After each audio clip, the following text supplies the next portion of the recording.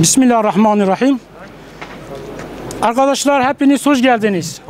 Bildiğiniz gibi toplumsal bir sorun olan elektrik enerji piyasası bugün bizim halkımızı ve bölgemizi felç etmiş ve yüzlerce mağduriyet yaşatmıştır.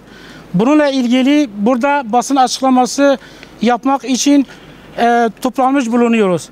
Değerli basın mensupları ve kıymetli kamuoyu, bölgemizde elektrik dağıtım hizmetini yürüten Dicle Elektrik Dağıtım Şirketi uzun süredir uyguladığı haksız ve keyfi politikalarla vatandaşlarımızı mağdur etmektedir.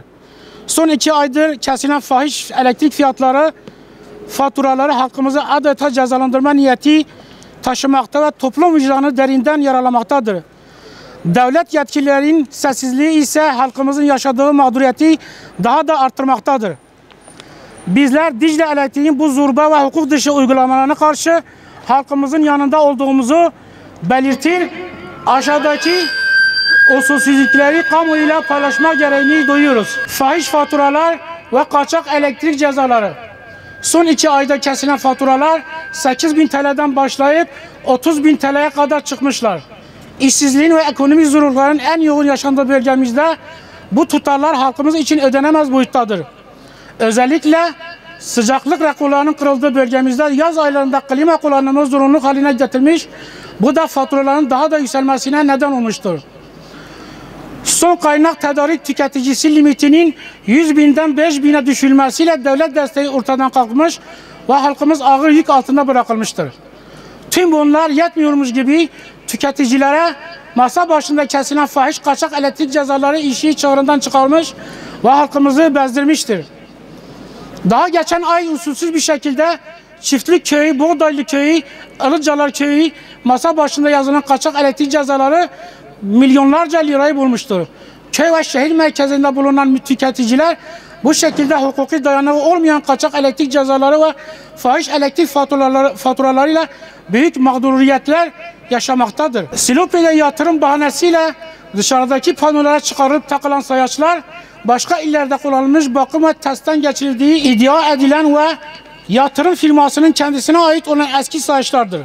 Bu sayaçlar normal sayaçlara göre daha fazla kilowatt tüketimi yazdığı kamuoyu tarafından iddia edilmektedir. Müteahhit firmalar sadece bu sayaçların takılabilmesi için uygun olmayan panolar kullanmakta ve tüketicileri bu sayaçlara mecbur bırakılmaktadır. Vatandaşlar başka sayaç talebinde bulunduklarında panolara uyumsuz olduğu gerekçesiyle reddedilmekte, böylece tüketicilerin kendi sayaç tercihi engellemekte ve müteahhit firmaların dayatmalarıyla mağduriyet yaşanmaktadır. Tüketicilerin sayaç tercihinin bilerek kasıtlı bir şekilde engellenmesi bariz bir anayasal hak ihlalidir.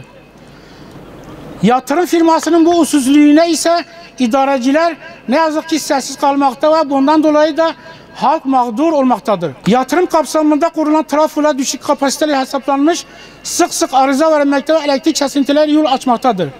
Bu durum evde tıbbi cihazlara bağlı hastaları mağdur etmekte, elektrikli eşyaların arızalanmasına ve maddi zararlara neden olmaktadır. Tekelleşme süreci. Bölgede başka elektrik dağıtım şirketi bulunmadığından Dicle Elektrik tekelleşmiştir. Enerji Piyasası Kurulu'nun belediye tavan fiyatı aralığına rağmen şirket tavan fiyattan işlem yapmakta, halkımız şişirilmiş faturalarla karşı karşıya bırakılmaktadır. Son kaynak tedarik tüketicisi limitinden düşüş. Bu çok önemlidir. 1 Şubat itibarıyla yıllık 100.000 kilowatt olan tüketim limiti 5.000 kilowatt'a düşürülmüştür. Silopi, Şırnak, Mardin, Kızıltepe, Şanlıurfa gibi sıcak bölgelerde bu miktar 3 ayda aşılmakta, devlet desteği sona ermekte ve fahiş faturalar ortaya çıkmaktadır. Abone değişiklikleriyle tekrar bu limit kapsamına girebilmek istendiğinde ise Dicle Elektrik bilinçli olarak zorluk çıkarmaktadır. Dicle Elektrik Dağıtım Şirketi'nin tüm bu usulsüz ve dayatmacı uygulamalarına karşı halkımızın yanında olduğumuzu özellikle vurguluyoruz. Devlet yetkililerinin halkımızın karşıya kaldığı bu ağır mağduriyette acilen müdahale etmeye davet ediyoruz. Bölgemizde uzun yıllardır faal olan termik santrallerin bulunduğu bir yerde bu denli yüksek fiyatlardan elektrik tüketiminin halka dayatılması asla kabul edilemez. Bizim çözüm önerilerimiz şunlardır. Termik santrallerin bulunduğu bölgelerde elektrik fiyatlarının düşürülmesi. Bu beyan edilen 5.000 limitinin bölgesel bazda en az 18.000 kW'a yükseltilmesi. Bölgede yeni perakende elektrik şirketlerinin faaliyet göstermesi ve tekelleşmenin sona erdirilmesi. Sayaçların bağımsız ve tarafsız denetçiler tarafından kontrol edilmesi, şirket sayaçlarının zorunlu tutulmasının yasaklanması, trafoların halkın gerçek tüketim miktarına göre yeniden planlanması ve güçlendirilmesi. Sonuç olarak bölge halkı hem yüksek faturalarla maddi hem de kalitesiz hizmet nedeniyle sosyal olarak büyük mağduriyet yaşamaktadır. Devletin kaynakları şirketin çıkarları uğruna kötüye kullanılmaktadır. Bizler bu haksız uygulamaların takipçisi olacağız.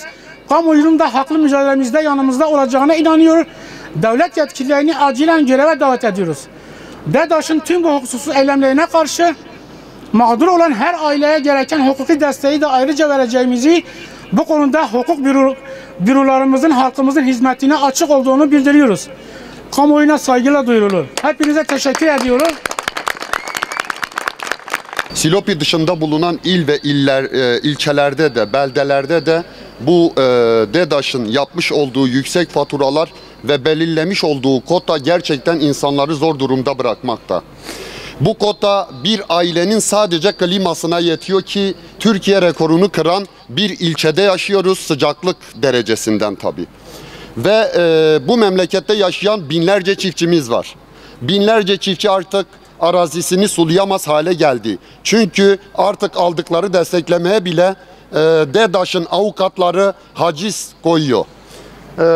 İhtiyaç sahibi, maddi durumu iyi olmayan her aileye yaklaşık 10.000, 15.000 elektrik faturası kesilmekteydi. Şu anda o fatura 3'e katlanmış bulunmakta.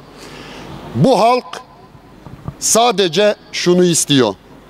Eğer deprem bölgelerinde afat varsa, burada da sıcaklık var. Bu bölgenin de afat bölgesi, sıcaklıktan dolayı afat bölgesi ilan edilip verilen 5.000 kotanın 18.000 kotaya çıkması lazım. 20.000 kotaya çıkması lazım.